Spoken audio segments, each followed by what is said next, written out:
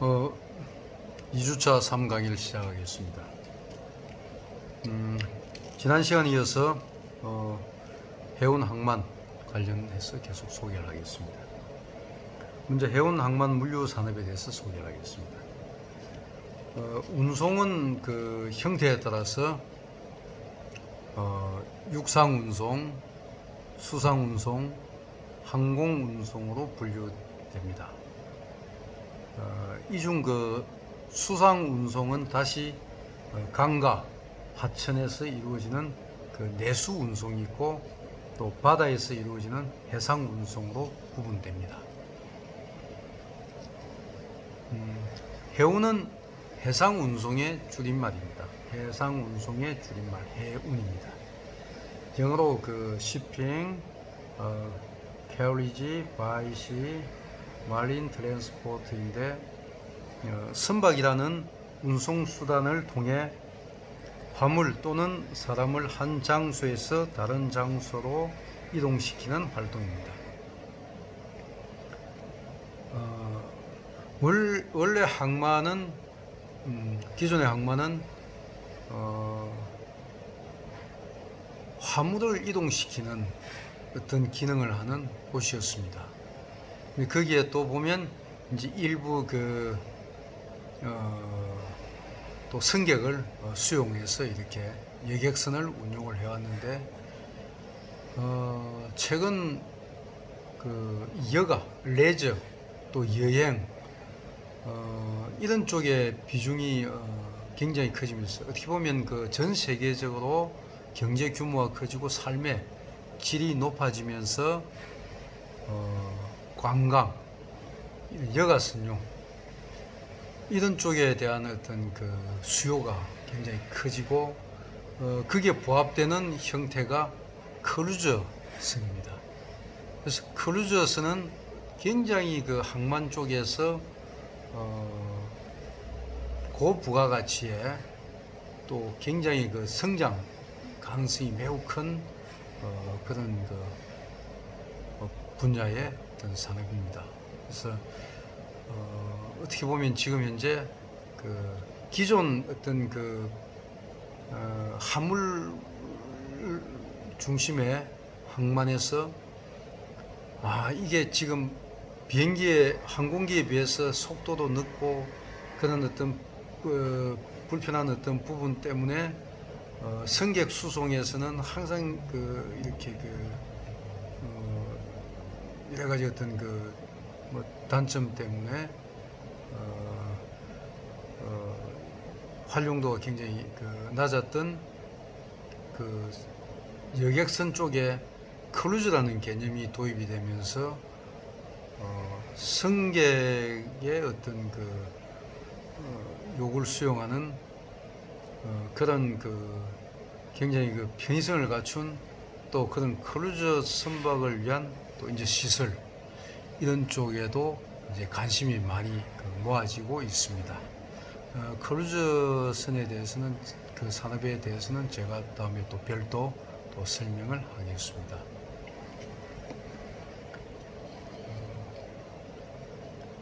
통상 사람이 성장을 하기 위해서 가장 좋은 어떤 수단이라고 합니까? 그 방법이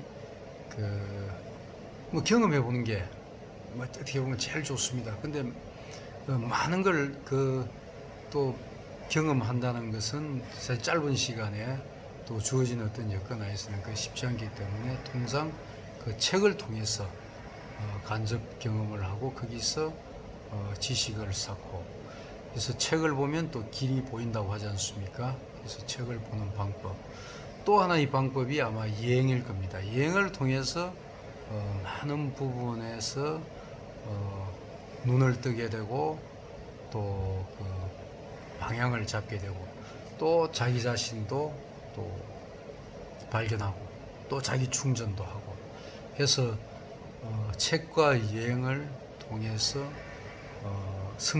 인간이 성장을 할 수 있는데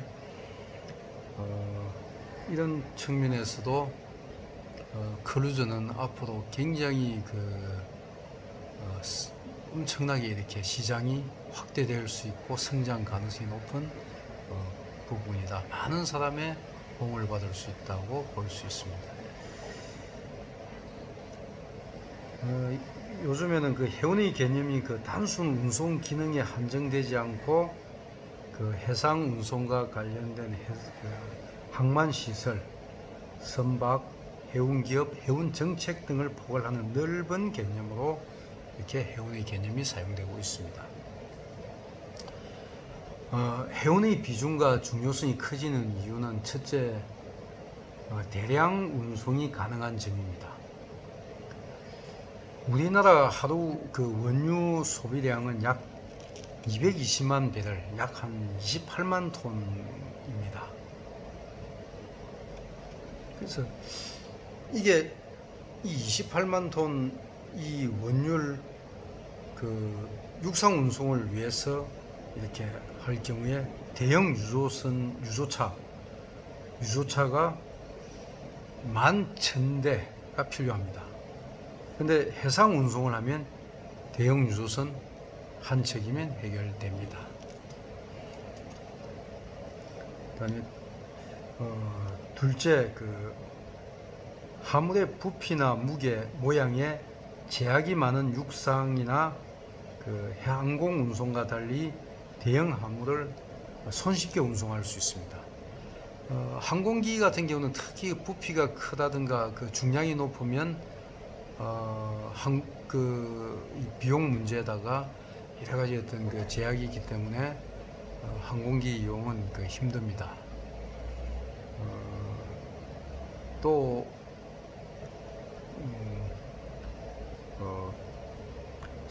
일반 그 육상 운송에 있어서도 그 선박만큼 그렇게 그 많은 그 양의 화물을 또 부피가 크고 또 무게가 많은 그 무게가 많이 나가는 화물을 취급할 수 없습니다.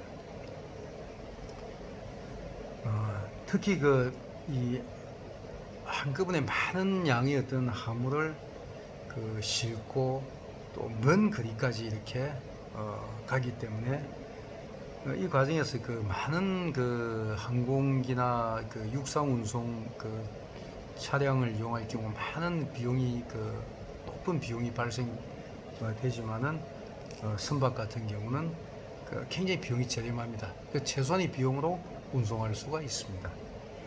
또 이동로가 바다이기 때문에 운송로가 넓고 자유로우며 국내보다 해외 운송이 더 많아 국제성을 띠고 있습니다. 그 여러분들 그 어느 정도 그 바다 수심은 공해상 이렇게 일반 그 좀 원양 좀 먼 바다 쪽에는 굉장히 그 수심이 뭐 깊죠. 보통 몇백 메다 되는 경우도 있고 몇십 메다 되는 경우도 있고 근데 육지 쪽으로 갈수록 수심은 얕아집니다. 왜냐하면 그만큼 얕아지죠. 그래서 그 육지에 도달하면 이제 제로가 되면서 또 이제 육지가 되지 않습니까? 그래서 육지 쪽에는 수심을 확보하기 위해서 준설도 필요하고 많은 자금이 들어가지만은 육지에서 어느 정도 떨어져서 나갈 경우에는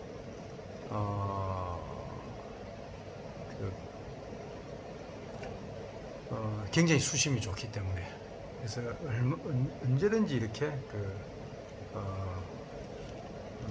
어느 곳이든 이동로 이렇게 정해서 이렇게 할 수가 있습니다. 물론 그 군데 이제 보면 그 암초라든가 또 유독 그쪽이 또 얕은 뭐 이런 쪽이 있을 것입니다.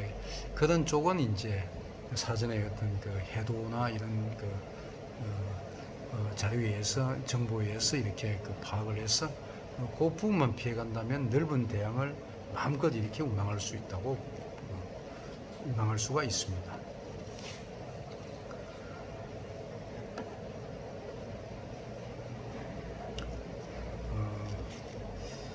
근데 이런 그 좋은 그 장점에 비해서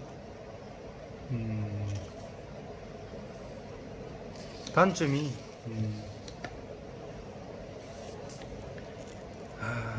이게 속도가 늦습니다. 선박은.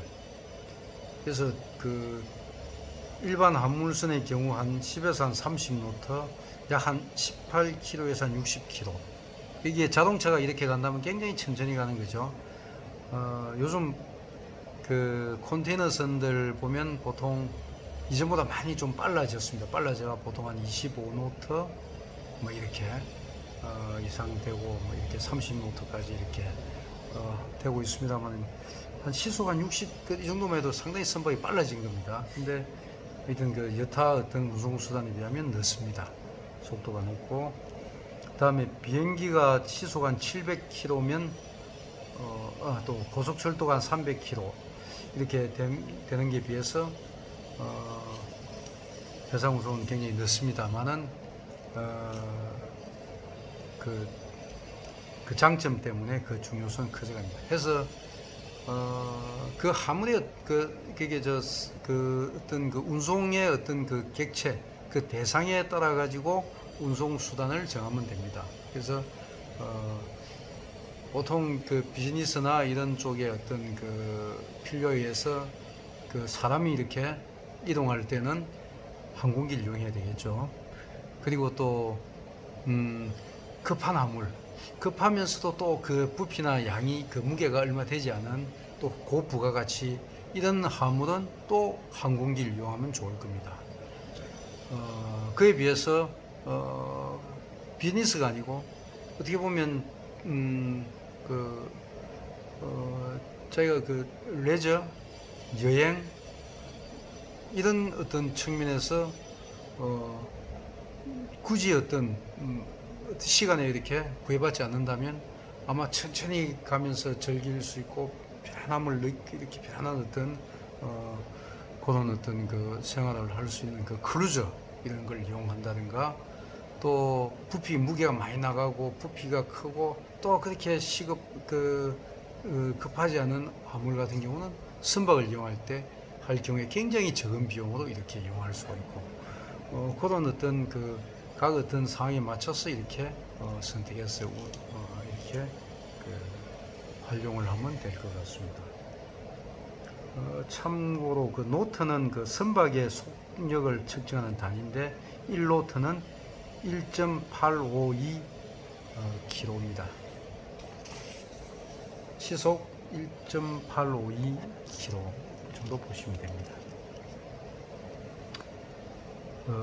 물류는 그 통상 저희가 물류 하지 않습니까? 지금은 어떻게 보면 물류입니다. 이게 보면 가히 지금 생산 못지않게 어떻게 보면 물류가 생산 쪽에 미치는 영향이 더 클 정도의 그래서 물류의 중요성은 뭐 굉장히 뭐 커지고 있고, 이 물류는 그 물적 유통의 그 줄임말입니다. 통상은 또 이 마진에서 물류가 차지하는 것은 어떻게 보면 어떤 물류가 차지하는 비용은 막바로 그 수익 마진으로 이렇게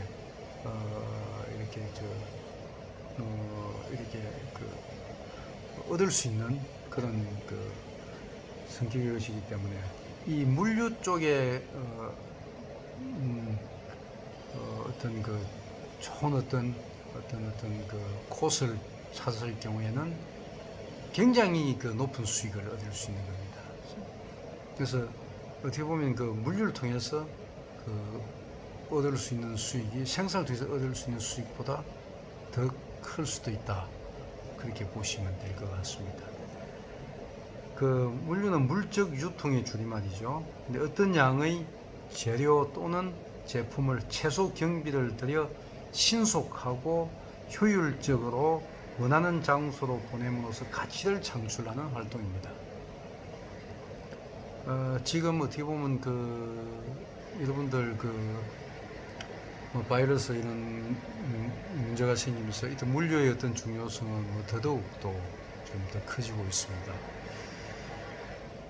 기본적으로 물건을 이동시키는 것이지만 단순 물건 뭐 이렇게 갖다 주고 이 개념 이제 이상의 포장이라든가 하역이라든가 수송이라든가 보관이라든가 통신 등 여러 활동들이 물류에 포함이 됩니다. 그래서 기존은 뭐 수송 정도의 그 범주였다면 지금은 좀 더 그 굉장히 확장이 된 거죠. 그 개념이. 이 중에서 선박에 화물을 싣고 내리는 하역은 물류의 핵심 기능에 해당되며 나머지 활동은 하역이 효과적으로 수행되도록 하는 보조적 역할을 담당합니다. 이건 항만에서 제일 중요한 것은 그 하역입니다. 항만 중심의 지금 내용인데 또 항만 물류는 육상 운송과 해상 운송이 만나는 항만의 중개 기능을 이용해 이루어지는 물류 활동. 그래서 단순히 항만에만 영향을 주는 것이 아니라 물류비 절감을 통한 기업의 경쟁력 강화, 국가 경제 발전에 미치는 영향이 지대하다고 볼 수 있습니다.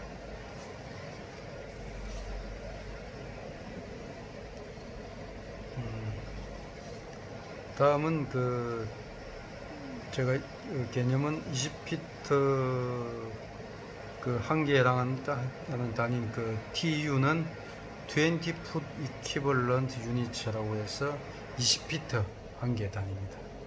그래서 항만의 물동량과 컨테이너 선박의 적재 능력을 표시하는 단위입니다. 다음은 해양과학기술 산업에 대해서 잠시 소개를 하겠습니다.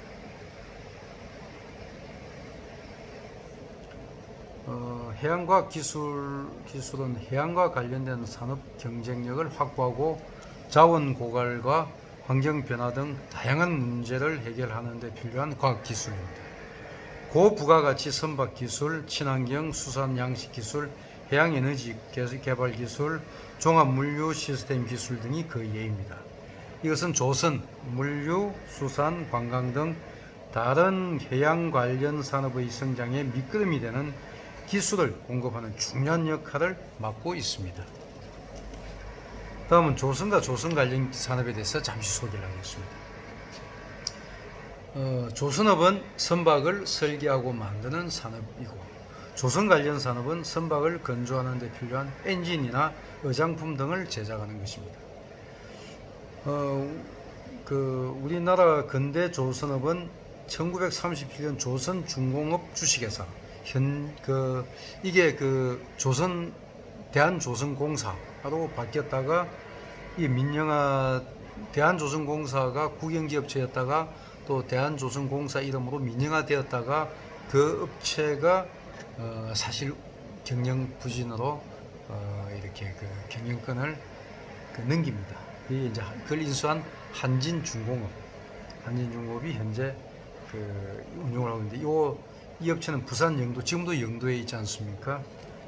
부산 영도에 설립되면서 시작되었고 1938년 최초의 철강 화물선 390톤을 건조한 그런 게 이제 시초입니다. 한진중공업은 현재 국내 영도에 조선소를 두고 있고 또 필리핀 수백만의 대형 조선소 시설을 가지고 있습니다. 선박은 보일러, 발전기 등 2,000개 이상의 관련 공업 제품으로 구성되어 있고 배후 산업이 중요합니다. 또 자동차와 같이 산업 연간 효과가 굉장히 큰 분야입니다. 해양관광 산업에 대해서 잠시 소개하겠습니다. 해양관광 산업은 바다를 찾는 관광객들에게 숙박, 음식, 오락, 쇼핑 등 다양한 서비스를 제공하는 산업입니다. 부산은 천혜의 인문 자연적 관광 자원을 보유하고 있고 교통 접근성이 좋아 세계적인 해양 관광 도시로 발전할 수 있는 잠재력을 보유하고 있습니다. 부산에는 해양 레저 장비 관련 업체 종사자 3만여 명이 넘고 부산 방문 외국 관광객이 급증하고 있습니다. 특히 부산은 이제 해양 관광 되게 관광 도시로서 그룹 지금 나오고 있고 또 나야 됩니다. 또 국제 크루즈선을 수용하기에 굉장히 좋은 여건을 갖고 있습니다. 중국을 투어한 크루즈선이 당일로 일본까지 가기는 상당히 이게 물리적으로 쉽지가 않습니다.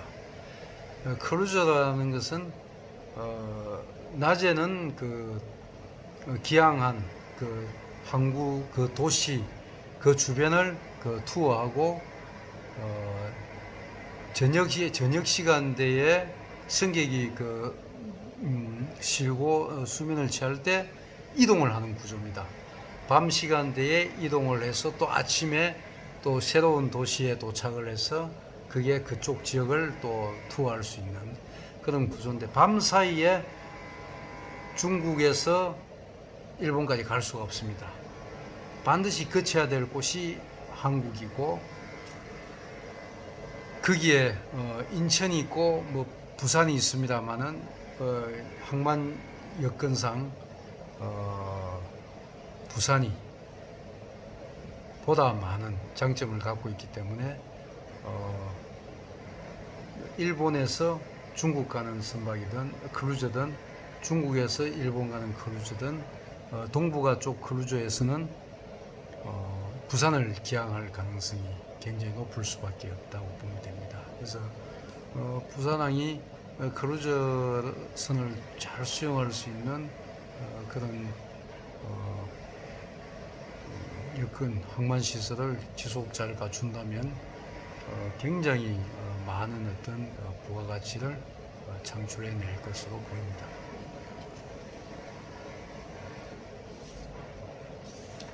참고삼아 크루즈는 대형 크루즈 같은 경우는 승객이 한 5,000명, 6,000명, 승무원이 보통 한 2,000명, 2,500명 됩니다.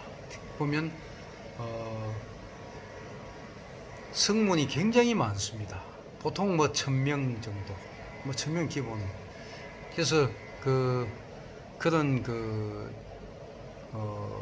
선박 내에서 이런 승객들을 케어해주는 이런 승무원이 선원 승무원, 그리고 각종 어떤 분야 맡고 있는 그런 승무원 수가 굉장히 많기 때문에 거기에 또 들어가는 많은 또 화물, 물량, 또 그런 선용품, 여러 가지 어떤 용품, 선박 내에서 먹고 또 그렇게 또 어떤 좋은 프로그램을 관람을 하고 또 쇼핑도 하고 다 하기 때문에 선박은 항구에서 많은 어떤 물품을 공급받을 수밖에 없습니다.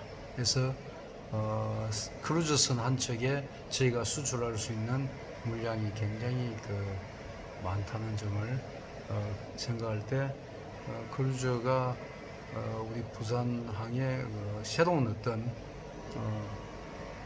성장 어떤 모티브가 될 수도 있겠다 하는 생각을 갖고 있습니다. 이것으로 2주차 강의를 마치겠습니다. 다음 시간에는